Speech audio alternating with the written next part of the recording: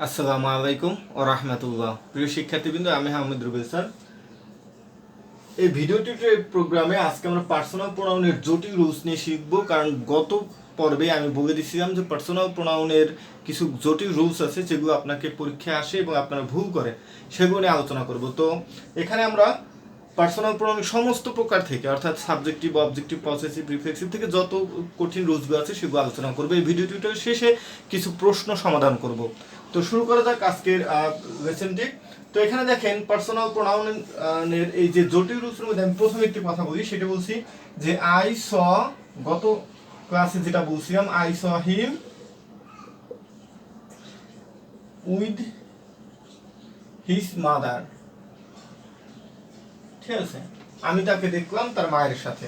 তাই আমি ওই সময় বলছিলাম এটা ভার্ব, আর ভার্বের আগে সাবজেক্টিভ প্রোনাউন বসে, ভার্বের পরে অবজেক্টিভ প্রোনাউন বসে। এটা কিন্তু আমি বিগত ভিডিওতে বলেছি। কিন্তু এখানে দেখেন এটা, এই ভার্বটা কি ভার্ব? এই ভার্বটা হচ্ছে স্ট্রং ভার্ব, যেটার প্রেজেন্ট ফর্ম, পাস্ট ফর্ম আছে। কিন্তু যদি এখানে বি ভার্ব থাকে, rule number 1, be verb, am, is, are, was, were, এই ভার্বগুলো দিয়ে যদি থাকে সেন্টেন্সের মধ্যে, তাহলে এরপরে অবজেক্টিভ প্রোনাউন হবে না, হবে সাবজেক্টিভ প্রোনাউন, হবে সাবজেক্টিভ প্রোনাউন। যেমন আমি গত ক্লাসে বলছি যে, উদাহরণ দিচ্ছি, ইট ইজ আই, ইহা হয় আমি, ইট ইজ আই। দেখেন ইট ইজ আই, এখানে আমরা, এটা তো ভার্ব তাই না, তো এখানে কি মি দেওয়ার কথা না? যেহেতু ভার্বের পরে অবজেক্টিভ প্রোনাউন বসে, ভার্বের আগে সাবজেক্টিভ প্রোনাউন বসে, যেটা আমি আগে ক্লাসে বলছি বা একটু আগে বললাম, তাহলে এটা যদি ভার্ব হয় তো এটার পরে তো মি হওয়ার কথা, কারণ আই এর অবজেক্টিভ ফর্ম মি। কিন্তু আমি বলছি কি, যদি বি ভার্ব, এম, ইজ, আর, ওয়াজ এর দ্বারা ভার্ব থাকে, তাহলে ওই সময় আমাদেরকে সাবজেক্টিভ প্রোনাউনই বসাতে হবে, অবজেক্টিভ প্রোনাউন না। এটা হচ্ছে এক্সেপশন নিয়ম। ক্লিয়ার? আচ্ছা, ঠিক একইভাবে দেখেন দ্বিতীয় রুলটা আরেকটু জটিল করা হয়েছে, ইট ইজ আই। ঠিক আছে, ঠিক আছে, তো ঠিক আছে, তাই এটা মি হবে না, এটা আই হবে, এটাও ঠিক আছে, কারণ ইজের পরে সাবজেক্টিভ প্রোনাউন বসে, তো সাবজেক্টিভ প্রোনাউন আই বসছে। এরপর দেখেন হু, পরে গেছে আবার ইজ অবলিক অ্যাম। এখন আমরা কিন্তু বেশিরভাগ এভাবে জানি যে হু ইজ, ঠিক আছে, কিন্তু এখানে একটি রিলেটিভ প্রোনাউনের ব্যবহার আছে, যেটা অবশ্যই রিলেটিভ প্রোনাউন, এটা পড়ানো হইতো, তারপর আমি এখানে বলে দিচ্ছি। এই যে হুটা একটা রিলেটিভ প্রোনাউন, যেটা দুইটা সেন্টেন্সকে এক করছে। রিলেটিভ প্রোনাউনের আগে যে প্রোনাউনটা থাকবে, ওই প্রোনাউন অনুযায়ী পরবর্তী ভার্বটা বসবে। রিলেটিভ প্রোনাউনের পরে যে ভার্ব বসবে, সেটা রিলেটিভ প্রোনাউন আগের সাবজেক্ট অনুযায়ী বসবে, মানে আগের প্রোনাউন অনুযায়ী বসবে। তাহলে এখানে আছে আই, এখন ইজ হবে না, কি হবে? I am your English teacher. আমার মনে হয় আপনি বিষয়টি বুঝতে পারছেন। এগুলো হচ্ছে কমন কনফিউশন, যেগুলো আপনাদের বেশিরভাগ ভুল হয়ে থাকে। পরবর্তী দেখেন, স্বাভাবিক আলোচনায় 2, 3, 1 এবং দোষ স্বীকার করবে 1, 2, 3 এর ব্যবহার করতে হবে। এটা একটু বুঝিয়ে দিতে হবে। এই 2 হচ্ছে ইউ, আমরা জানি কি ইউ সেকেন্ড পারসন, এই 2 হচ্ছে ইউ।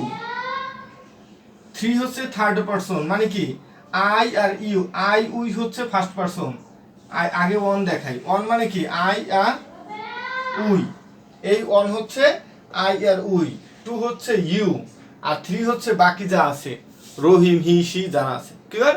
আচ্ছা, তাহলে এই 2, 3, 1 মানে কি second person, third person, first person, এরকম মনে রাখতে পারবেন না। স্বাভাবিক আলোচনায় মানে যদি কোনো এই তিনজন, মানে একের অধিক ব্যক্তি যদি কোনো সেন্টেন্সে, মানে একের অধিক ব্যক্তি প্রোনাউন মিলিয়েই যদি কোনো কথা বলে, সেক্ষেত্রে স্বাভাবিক কথা বলতে আমরা 231 মনে রাখবো, কি 231, 2, 3, 1 বা 231 মনে রাখবো। আর এই তিনজন বা একের অধিক মিলিয়ে যদি কোনো দোষ স্বীকার করে, কোনো শাস্তি, ক্রাইমের কথা বলে, পানিশমেন্টের কথা বলে, দোষ স্বীকারের ফলে এরকম যদি কোনো কথা বলে, সেক্ষেত্রে আমরা 123 মনে রাখবো। 1, 2, 3, 1, 2, 3 দোষ স্বীকার, 1, 2, 3 দোষ স্বীকার না, 2, 3, 1। ঠিক আছে, দোষ করছি 123 টাকা জরিমানা দিতে হবে, আমি এভাবে মনে রাখতাম যখন পড়তাম যে হ্যাঁ দোষ স্বীকার, তার মানে দোষ করছি মানে আমার জরিমানা হবে, 123 টাকা। ঠিক আছে, আর জরিমানা নাই, সুতরাং বাকিটা যে বলেছে 231, জাস্ট ওইটা একটু ঘোরে, তাই না? 231 আর 123, তাই 123 231, 123 যদি দোষ করি জরিমানা দিতে হবে 123 টাকা। জরিমানা 123 টাকা কম, 231 থেকে 123 কম, এভাবে মনে রাখতাম। হ্যাঁ, কমটা আমি জরিমানা দিব, 231 দিব না। আবার মাঝে মাঝে মনে হয় জরিমানা মনে হয় 231 টাকা, না, জরিমানা দেবো কম, এটা মনে রাখবে। হ্যাঁ, তাহলে এটা হচ্ছে কি দোষ স্বীকার করবে 123 টাকা জরিমানা দিতে হবে। আর এছাড়া স্বাভাবিক কথাবার্তা বললে 231 ব্যবহার করতে হবে। কিভাবে ব্যবহার করবে দেখেন, you Rahim and I are present. দেখেন, তুমি, রহিম এবং আমি আর প্রেজেন্ট, উপস্থিত ছিলাম, এটা কি স্বাভাবিক কথা? দোষের কথা বলছে না। তাই দেখেন কিভাবে হইব, তাই স্বাভাবিক কথাবার্তায় 231, 2 মানে কি ইউ, সেকেন্ড পারসন, আগে বলছি ইউ, তার মানে ইউ। তারপর হচ্ছে কি 3 মানে third person, Rahim third person, I first person. Clear? আচ্ছা, আর প্রেজেন্ট স্বাভাবিক কথাবার্তা। এখন দেখেন পরবর্তী সেন্টেন্সটা দেখেন, I, you and Selim shall be punished. Punished মানে কি শাস্তি পেতে পাবো আর কিরকম, তাই না? তাহলে এটা কি দোষ স্বীকার করছে এরকম কিছু? আমি আগে বলছি ক্রাইম পানিশ, এরকম কিছু বোঝাবে।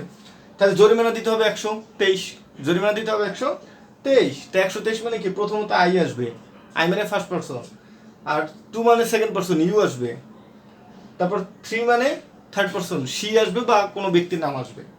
এই যে I, you and Selim shall be punished. Clear? তো পরীক্ষায় যেটা করে সেটা হচ্ছে এগুলোর মধ্যে ঘুরাই পেঁচাই দিবে, আপনাকে কনফিউশন করে মাথা নষ্ট করে দিবে। তো এইভাবে যদি মনে রাখেন খুব ইজিলি মনে রাখতে পারবেন। তারপর হচ্ছে দেখেন তৃতীয় রুলসটা হচ্ছে then as well as dot dot as, so dot dot as, এরপরে সাবজেক্টিভ প্রোনাউন হবে, এরপরে সাবজেক্টিভ প্রোনাউন হবে। অর্থাৎ এরপরে যদি কোনো প্রোনাউন নেই তাহলে ওটা কি নিতে হবে, সাবজেক্টিভ প্রোনাউন নিতে হবে। যেমন রহিম ইজ অ্যাজ টল অ্যাজ, এই অ্যাজ টল অ্যাজ এর পরে মি অথবা আই অথবা মি কোনটা যাবে, সাবজেক্টিভ প্রোনাউন যাবে, যেহেতু বসবে কোনটা, আই বসবে। ক্লিয়ার?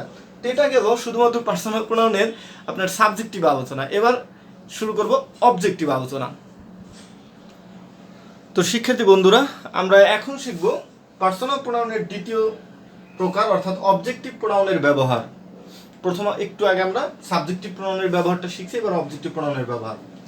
1 নাম্বার, প্রিপোজিশনের পরে অবজেক্টিভ প্রোনাউন ব্যবহার হয়। যে কোনো প্রিপোজিশন, যেমন in, of, him, in, of, at, between, like, এমন। লাইক কিন্তু অ্যাডজেক্টিভ হিসেবে, প্রিপোজিশন হিসেবে ব্যবহৃত হয়। আচ্ছা, এখানে আমরা দেখতে পাচ্ছি একটি উদাহরণ দেখছি, উই ডিপেন্ড ওয়ান, ওয়ানটা কি একটি preposition, we depend one he না হিম, যেহেতু ওয়ান একটি প্রিপোজিশন সুতরাং এর পরে আমরা জানি কি অবজেক্টিভ প্রোনাউন হবে, তাহলে হি এর অবজেক্টিভ ফর্ম হচ্ছে হিম, সুতরাং আনসার হবে হিম। আশা করি বুঝতে পারছেন। ক্লিয়ার? আচ্ছা, এরপর দেখেন 2 নম্বর, অবজেক্টিভের দুইটাই ফর্ম আছে, রুলস আছে। রেট এর পরে অবজেক্টিভ প্রোনাউন ব্যবহার হয় বা অবজেক্টিভ প্রোনাউন হয়। রেট ইম্পারেটিভ সেন্টেন্সে আপনারা জানেন যে ইম্পারেটিভ সেন্টেন্স রেট দ্বারা শুরু হয় যখন প্রস্তাব করে। তো সেক্ষেত্রে আমরা রেটের পরে অবজেক্টিভ প্রোনাউন দেব, রেট হি অবলিক হিম। তাহলে এখানে তো পাই গেলাম অবজেক্টিভ প্রোনাউন কোনটা, হিম। আচ্ছা, এরপরে যদি কোনো অ্যান্ড থাকে, মানে অ্যান্ড দ্বারা দুইটা সমজাতীয় জিনিসকে যোগ করে, তাহলে and I oblique me go, তাহলে কোনটা হবে? যেহেতু এর রেটের পরে এখানে হিম হয়েছে, তাহলে অ্যান্ড এর পরেও কি হবে, মি হবে। এখানে আবার ভুলটা করেন না, এটা একটু জটিল কোশ্চেন ছিল, বিভিন্ন পরীক্ষা আসছে, সেটাই দিছি। তো প্রিয় এই দুইটা হয়েছে অবজেক্টিভ প্রোনাউনের ব্যবহার। সাবজেক্টিভ শিখলাম, অবজেক্টিভ শিখলাম, এখন বাকি আছে পজেসিভ অ্যাডজেক্টিভ। তো শিক্ষার্থী বন্ধুরা, আপনারা এখানে একটি বোর্ডে কিছু লেখা দেখছেন। তো এই দুইটা রুলসে আমরা যদি মনে রাখতে পারি তাহলে পজেসিভ অ্যাডজেক্টিভটা শেখা হয়ে যাবে। তো আমরা পজেসিভ অ্যাডজেক্টিভের ব্যবহার দুইটা শিখবো, সেটা হচ্ছে পজেসিভ অ্যাডজেক্টিভ কোনগুলো সেটা কিন্তু আমরা প্রথম ভিডিওতে পড়িয়ে দিয়েছি, মাই, আওয়ার, হিজ, ইয়োর, তারপর হচ্ছে দেয়ার, সেগুলো হচ্ছে পজেসিভ অ্যাডজেক্টিভ। তো পজেসিভ অ্যাডজেক্টিভের পরে নাউন বসে, প্লাস নাউন বসে, ঠিক আছে? যেমন দেখেন I, me, my, I, me, father is a doctor. এখন এটা একটা কি নাউন, এটা হচ্ছে ভার্ব, তাইলে নাউনের আগে পজেসিভ অ্যাডজেক্টিভ বসবে। তাই এখানে পজেসিভ অ্যাডজেক্টিভ কি, my father is a doctor. সহজ উদাহরণ দিচ্ছি যাতে আপনাদের বুঝতে সুবিধা হয়। দ্বিতীয় রুলসটা দেখেন, এটা নিয়ে আমরা প্রথম ভিডিওতে আলোচনা করছি, সেজন্য এটা নিয়ে আর আলোচনা করবো না, আর এটা সহজ। পরেরটা দেখেন, এটা দিয়ে বেশি ভুল হয়। Is anyone, anybody, no one, one of, everyone, everybody. মনে রাখেন, এগুলো খুব মুখস্থ করে রাখবেন।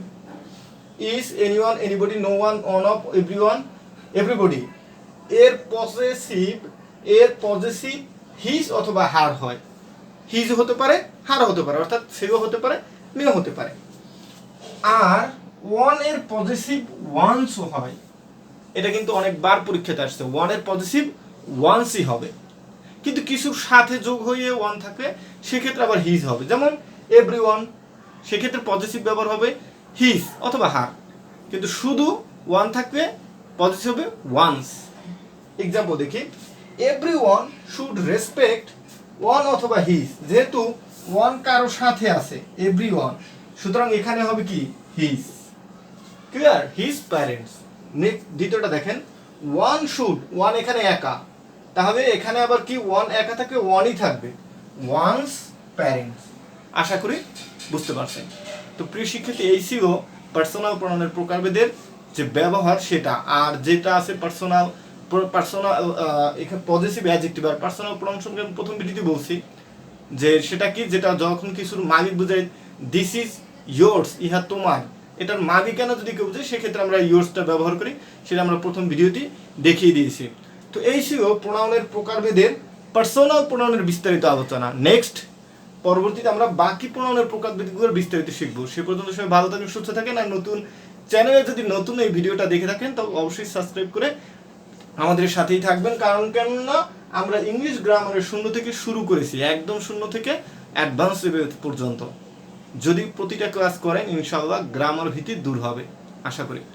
যারা অলরেডি সাবস্ক্রাইব করেছেন অসংখ্য ধন্যবাদ। আহমেদ রুবেল স্যার, আসসালামু আলাইকুম রহমতুল্লাহ।